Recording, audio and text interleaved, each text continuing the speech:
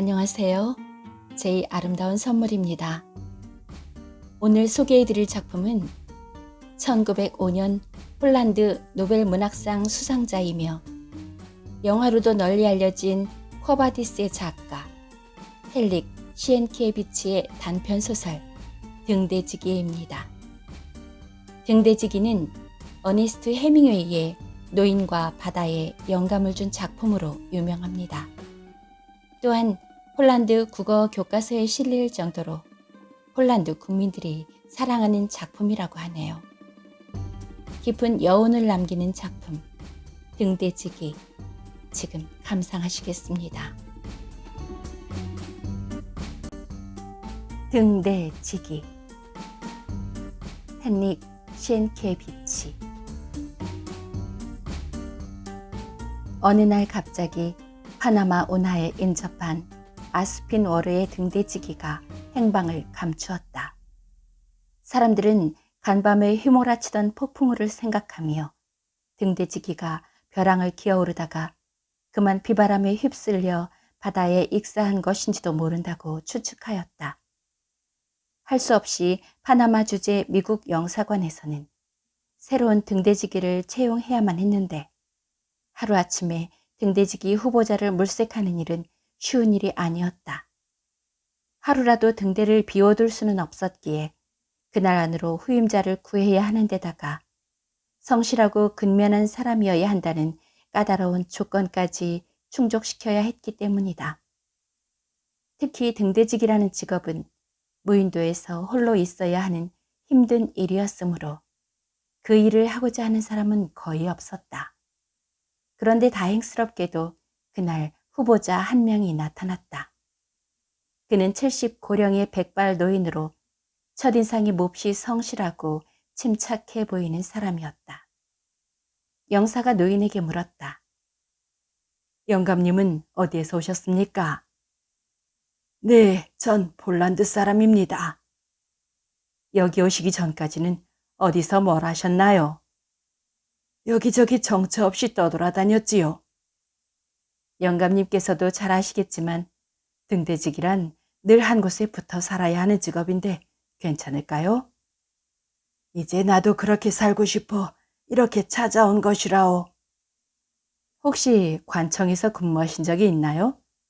아니면 무슨 감사장이나 표창장 같은 거라도 받으신. 영사가 말을 채 끝마치기도 전에 노인은 알았다는 듯 고개를 끄덕이더니 낡아빠진 바지의 호주머니에서 때 묻은 지갑 하나를 꺼내 들었다. 그리고는 지갑을 열더니 옛날 전쟁터에서 무공을 세우고 받은 여러 가지 빛바랜 훈장과 구겨진 표창장을 꺼내 보였다. 네, 스칸빈스키라. 여기 적힌 성함이 영감님 조남이신가요? 아, 총칼 쓰는 기술이 대단하셨군요. 영감님은 옛날에 아주 용감한 군인이셨나 봅니다. 영사는 흡족한 듯 여러 가지 훈장과 표창장을 훑어보며 말했다. 저에게 일을 맡겨주십시오. 부족하긴 해도 성심성의를 다해 성실한 등대지기가 되도록 노력해 보겠습니다. 하지만 영감님께서는 다리가 튼튼하신가요? 원래 등대지기란 하루에도 수십 번씩 저 가파른 벼랑을 오르내려야 하는데. 그 점은 염려 마십시오. 저는 하루에도 보통 100여리를 항상 걸어 다녔으니까요. 혹시 해상에서 근무하신 적도 있나요? 네, 해상 근무라고까지 하기엔 그렇지만 포경선을 타고 3년쯤 바다에서 파도와 싸운 적이 있지요. 그렇게 바다를 누비던 할아버지께서 이처럼 고독한 곳에서 오래 머물 수 있을까요? 그럼요. 평생을 떠돌아다녔더니 이젠 한 곳에 가만히 머물러 살고 싶은 생각뿐입니다. 좋습니다. 그렇다면 오늘부터 등대지기 일을 맡아 수고를 해 주십시오. 그런데 한 가지 조건이 있어요. 네, 말씀하십시오. 만약 영감님께서 직무를 게을리 하신다면 그땐 곧바로 면직시킬 수밖에 없습니다. 네, 물론이지요. 노인의 주름진 얼굴에는 새로 얻은 직업에 대한 기쁨이 파도처럼 여울지고 있었다. 그리고 그날 밤부터 무인도의 암벽 위에 세워놓은 등대에서는 스칸빈스키 노인이 켜놓은 등대불이 칠흑 같은 바다를 향해 찬연히 빛나기 시작했다. 노인은 망대에 올라가 파도치는 바다를 멀리 굽어보며 지난날의 잡념을 잊고 가능한 한 새로 얻은 일에 충실하려 애썼다. 스칸빈스키 노인의 70평생 삶은 그야말로 파란만장 그 자체였다. 산에서 바다에서 들에서 혹은 전쟁터에서 서너 번의 죽을 고비를 넘기는 것은 물론이고 온갖 우여곡절을 수없이 겪으며 살아왔던 것이다. 그의 인생은 마치 풍랑을 만나 파손당한 대양의 이력 편주처럼 온갖 시련과 고난의 여정이었다. 그러면서도 그가 오늘날까지 이토록 목숨을 부지할 수 있었던 이유는 단 한 번도 자신의 슬픈 운명을 탓하거나 좌절해 본 적이 없기 때문이다. 거듭되는 실패 속에서도 그는 언제나 자신감을 잃지 않았다. 살다 보면 언젠가는 행복한 날도 오리라는 소망을 지니고 살아왔던 것이다. 이 노인은 평생 동안 내일을 기다리며 살아온 사람이었다. 그러는 동안 세월은 쉴 새 없이 흘러갔고 세월이 흐를수록 노인의 까만 머리에는 백발이 늘어갔다. 그리고 어느덧 청년 스칸빈스키는 노인으로 변해 기력이 쇠잔해지고 눈마저 어두워지고 말았다. 더불어 마음까지 약해져 그토록 희망에 가득 찼던 꿈들은 이제 하나둘 실망의 한숨으로 변해버렸다. 무엇보다 그를 괴롭혔던 것은 어릴 때 떠나온 고향에 대한 향수였다. 제비를 보든 산을 보든 슬픈 음악을 듣든 시간이 지날수록 간절해지고 사무치는 것은 고향 생각뿐이었고 가능하다면 몸과 마음을 편히 쉬고 싶다는 소망뿐이었다. 그 밖에 노인이 지닌 욕망은 아무것도 없었다. 다만 한 곳에 조용히 정착하여 말없이 살아가면서 죽을 날을 기다릴 수 있다면 더 바랄 것이 없었던 것이다. 그러한 소망 덕분에 그는 남들이 모두 꺼리는 직업을 택했으면서도 그 일에서 만족감과 행복감을 느낄 수 있었다. 세월이 흘렀다. 뱃사람들의 말에 의하면 파도가 심한 밤이면 캄캄한 바닷속에서 뭔가가 그들의 이름을 부르는 듯한 소리가 들려온다고 한다. 만약 그 말이 사실이라면 밤보다 더 어둡고 바다보다 더 신비로운 그 무엇이 그 노인을 부르고 있었는지도 모른다. 그가 인생이 지치면 지칠수록 그 소리는 더욱더 가까이 들려왔을 것이다. 스칸빈스키 노인에게 있어서 벼랑에 우뚝 선 등대는 거의 무덤이나 다를 바 없었다.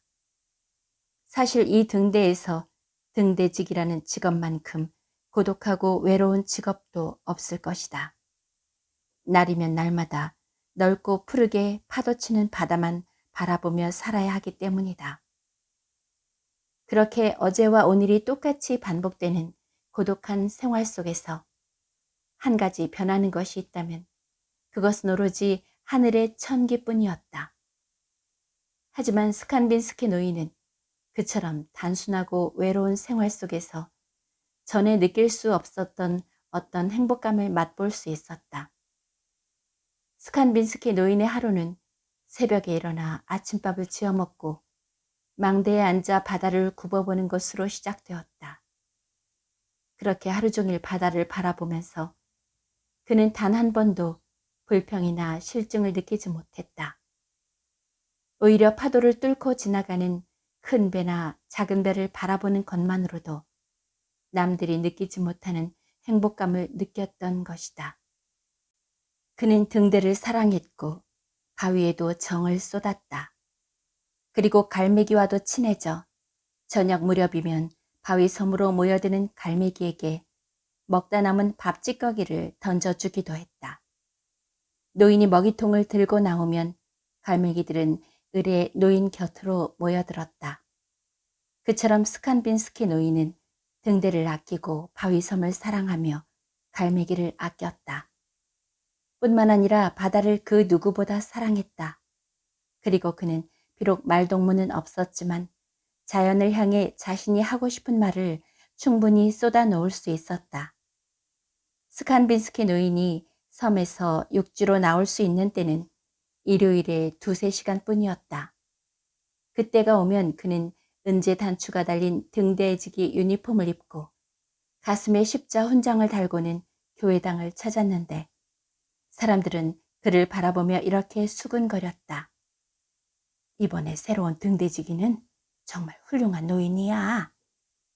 그럴 때마다 노인은 몸을 으쓱하며 자랑스러운 듯 백발을 들어 보이곤 했다. 하지만 예배가 끝나면 노인은 신문을 몇 장 사들고 곧바로 섬으로 돌아와 버렸다. 웬일인지 2~3시간만 육지에 있어도 금방 실증이 났던 것이다. 그가 신문을 사보는 데에는 몇 가지 이유가 있었지만 가장 큰 이유는 고향인 유럽의 소식을 알고 싶었기 때문이다. 비록 몸은 고향과 수말리 떨어져 있어도 마음속에서는 늘 고향 생각이 떠나지 않았던 것이다. 섬에는 수주일에 한 번씩 연락선이 찾아와 노인이 쓸 일용품과 물을 가져다 주었다. 그때마다 노인은 연락선을 타고 온 존슨과 곧잘 이야기를 나누었지만 시간이 흐르면서 그것도 싫어져 나중에는 아예 육지로 나오지 않는 것은 물론이고 연락선이 와도 등대에서 내려오지 않았다. 외부에 일체 얼굴을 드러내지 않는 노인이 죽지 않고 살아있다는 증거는 섬까지 날라준 음식이 없어진다는 점과 등대불이 밤마다 환하게 비추고 있다는 것뿐이었다. 스칸빈스키는 이제 세상 일에 무관심해졌다. 하지만 그것은 향수병 때문이 아니었다. 이제 그는 고향 생각마저 단념해 버렸고 작은 바위섬만이 노인이 알고 있는 세계의 전부였다. 그는 죽을 때까지 그 섬을 떠나지 않을 생각으로 모든 것을 체념하고 있었다. 그저 등대 망루에 앉아 아무 생각 없이 부드러운 눈빛으로 푸른 바다를 멀리 바라보고 있을 뿐이었다. 그야말로 적적하고 외로운 환경 속에서 노인은 날이 갈수록 인간에 대한 관심이나 흥미를 잃어가고 있었던 것이다. 어쩌면 그는 인간으로서 존재하는 것이 아니라 자기를 애워싼 자연과 점점 깊이 동화되고 있었는지도 모른다. 그에게는 하늘도 물도 바위도 등대도 누런 모래톱도 바람을 아는 돛대도 갈매기도 파도도 그 모든 것이 자신과 하나로 합쳐져 공동 영혼을 이루고 있는 것 같았다. 그리고 자신은 그 신비스러운 영혼 속에서 그 영혼과 더불어 살고 그 영혼과 더불어 자고 그 영혼과 더불어 움직이는 것 같았다. 그처럼 스칸빈스키는 자기 자신을 완전히 잃어버린 빈사 상태에서 주위의 자연과 함께 호흡하고 있었다. 그러나 가끔은 자신의 의식으로 돌아왔다. 어느 날 식량을 실은 연락선이 바위섬을 다녀가고 1~2시간이 지난 뒤 스칸빈스키 노인은 물건을 가지러 바닷가로 내려갔다. 그런데 그날은 짐 꾸러미 속에 색다른 꾸러미가 하나 놓여 있었다. 그것은 미국 우표가 붙은 소포였다. 서둘러 소포를 풀어 헤치자 그 안에는 책이 들어 있었는데 노인은 그 책 가운데 한 권을 펼쳐보다가 자신도 모르게 그만 책을 떨어뜨리고 말았다.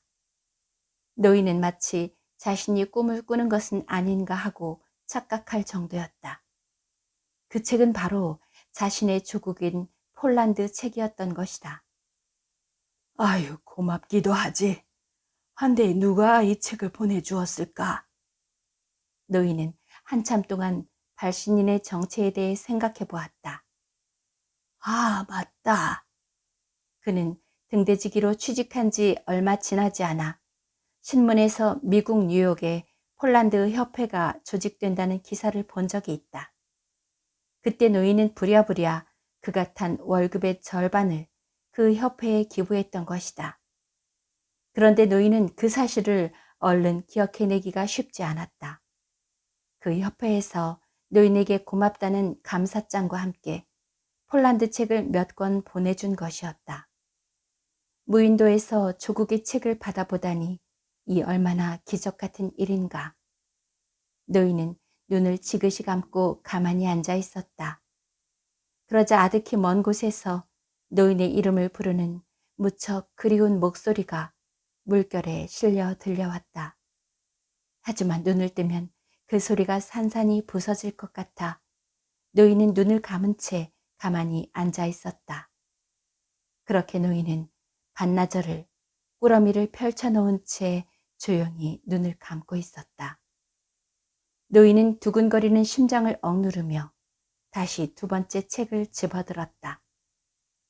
그 책은 폴란드의 유명한 시인이 지은 시집이었다. 전에도 그는 그의 시를 여러 번 읽은 적이 있었다.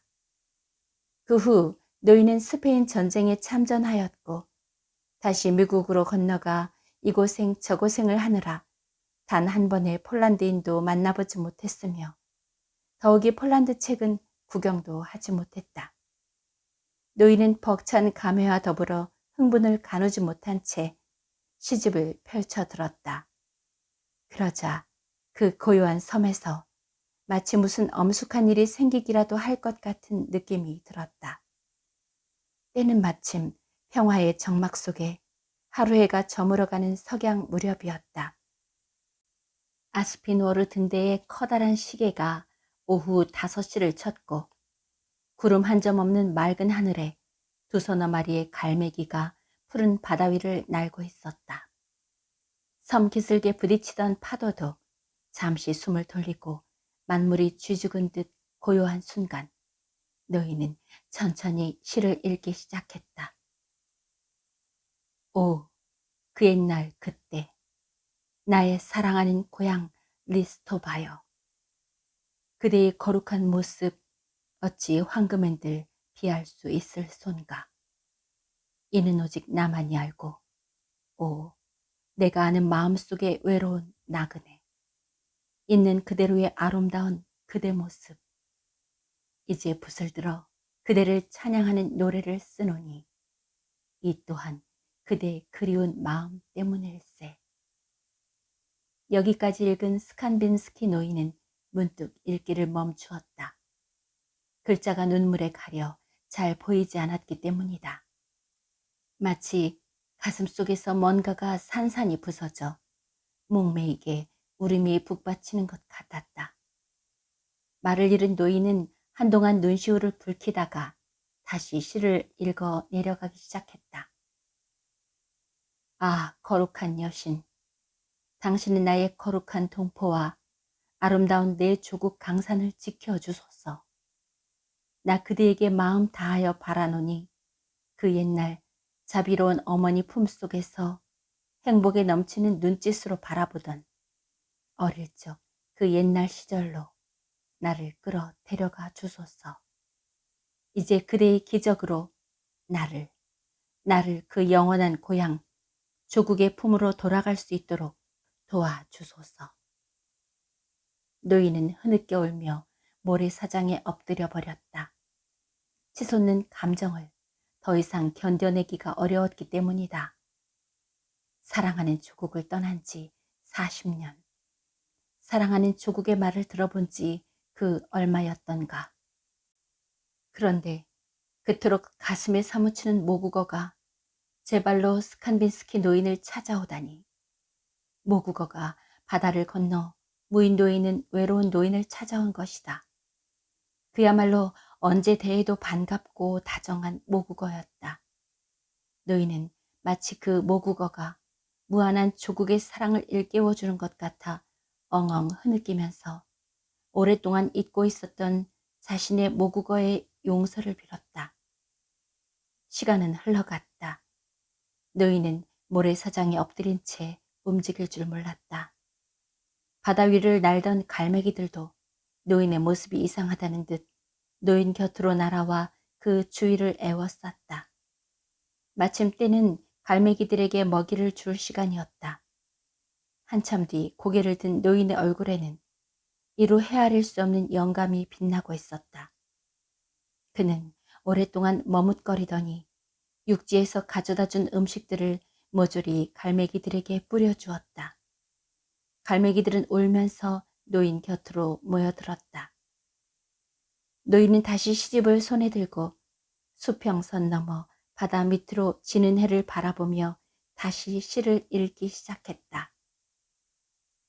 자, 이제는 나를 데려가 주오. 저 우거진 숲을 언덕으로, 저 푸른 초원으로, 고향 그리운 나의 영혼을. 시집에 적힌 글자는 노을빛 속에 묻히고 말았다. 노인은 바위에 머리를 기댄 채 조용히 눈을 감았다. 그러자 그의 영혼은 오색구름을 타고 그리운 고향으로 달려가고 있었다. 숲이 보이고 맑은 시내가 보이고 고향의 옛 산과 들이 보였다. 모두들 그를 보고 나를 기억하시나요? 라고 묻는 듯 했다. 물론 그는 모든 것을 기억하고 있었다. 들도 산도 여기저기 다정하게 모여있는 마을도 모두 기억할 수 있었다. 이윽고 밤이 왔다. 여느 때 같으면 등대불이 켜져 있어야 할 시간이었다. 그러나 스칸빈스키 노인은 지금 고향에 있는 중이었다. 그는 두 눈을 감은 채 고향 꿈을 꾸고 있었다. 그의 머릿속에는 여러 가지 고향 생각이 어지럽게 떠올랐다. 그러나 어머니, 아버지의 모습만은 보이지 않았다. 그는 일찍 부모를 여의었기 때문이다. 하지만 마을의 풍경만큼은 마치 어제 가본 듯 선명하게 그리고 생생히 아른거렸다. 창마다 불빛이 환한 집들, 나지막한 산, 물방앗간, 밤새 울던 개구리 소리들. 그는 언젠가 자기가 병사였을 때 고향에서 보초를 서던 일을 회상하였다. 그가 보초를 서고 있을 때 고향 마을의 산 밑에 있던 주막이 눈에 띄었다. 그 주막에는 아직도 사람이 떠드는 소리와 노랫소리, 첼로 소리가 고요한 밤의 정적을 허물며 들려왔다. 밤이 깊어갔다. 모든 집들의 창문에 불이 꺼지고 마을은 온통 밤안개로 덮였다. 그 후 얼마나 지났을까? 마음속에서 새벽 먼동이 트기 시작하고 집집마다 닭 우는 소리가 들려왔다. 그 모든 풍경은 그야말로 폴란드가 아니고는 찾아볼 수 없는 아름다운 새벽이었다. 너무도 아름다운 조국, 사무치는 조국이었다. 스칸빈스키 노인이 그렇게 고향 생각에 잠겨 있는 동안 갑자기 노인의 귓가에 이상한 말소리가 들려왔다. 영감님, 영감님, 정신 차리세요. 왜 이러고 있어요? 네? 노인이 깜짝 놀라 눈을 뜨니 자기 앞에서 사람의 모습이 보였다. 그러나 아직까지도 노인의 뇌리에는 고향에 대한 꿈이 채 거치지 않고 있었다. 그는 다름 아닌 연락선 승무원인 존슨이었다. 어디 편찮으신가요? 아닐세. 아니야. 그런데 왜 아직까지 등대불을 켜지 않았어요? 지금 등대불 때문에 야단이 났어요. 무슨 야단이 났다고 그래? 아, 글쎄, 지나가던 배가 지금 모래 언덕에 얹혔어요. 다행히 큰 사고는 아니지만 보나마나 영감님은 오늘로 파면당하실 거예요. 어서 영사관으로 가보세요. 노인은 파면이란 말에 갑자기 얼굴이 창백해졌다. 등대에 불을 켜지 않은 것을 그제야 비로소 깨달았던 것이다. 3일 뒤 스칸빈스키 노인은 뉴욕행 여객선에 몸을 싣고 있었다. 노인은 가엾게도 파면을 당한 것이다. 이제 그에게는 다시 방랑이 시작되었고 요 며칠 사이 그는 전에 없이 수척해졌다. 앙상한 얼굴로 두 눈만 움푹하게 파여 반짝이고 있을 뿐이었다. 새로 시작하는 방랑의 길에서도 노인은 가슴에 모국어로 된 시집을 꼭 껴안고 있었다. 마치 큰 보물덩어리라도 아는 듯 혹시 뺏기지 않을까, 행여 잃지 않을까 가슴 조이며 그 시집을 힘껏 부둥켜 안고 있었다. 모국어로 쓰인 시집을.